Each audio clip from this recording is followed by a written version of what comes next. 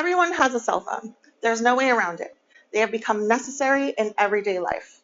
What was once only capable of making phone calls has evolved into a tool to help us send messages, send money, tell the time, organize our day, lose weight, and connect with loved ones.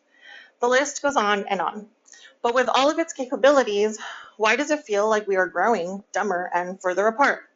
Research suggests that perhaps it is the method through which we are accessing the internet that is affecting our minds.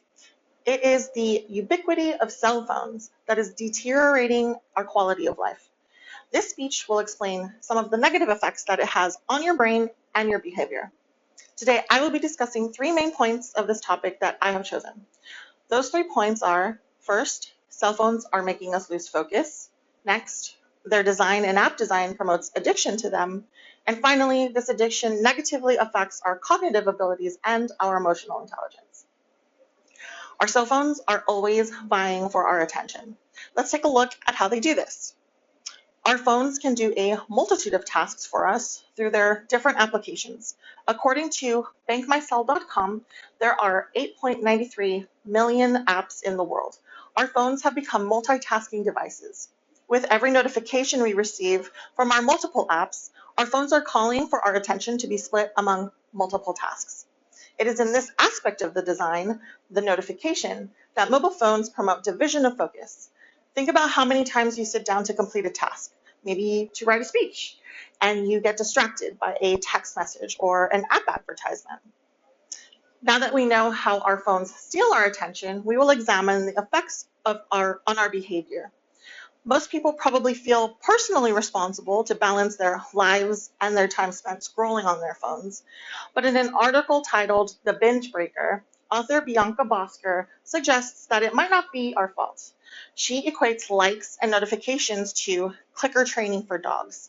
Think about the actions you take after posting a reel or sending a text message to someone you really like.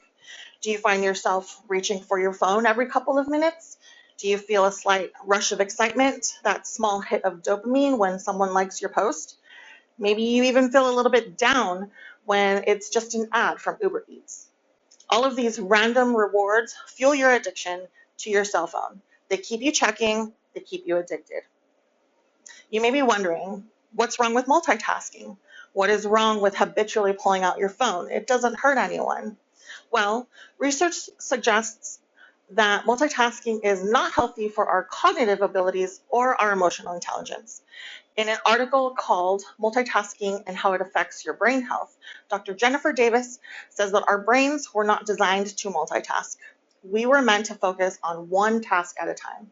Multitasking, as it turns out, makes the brain inefficient. It tires the brain out. Multitasking increases your stress levels and your blood pressure. Also, the very presence of your cell phone can negatively affect your interpersonal relationships.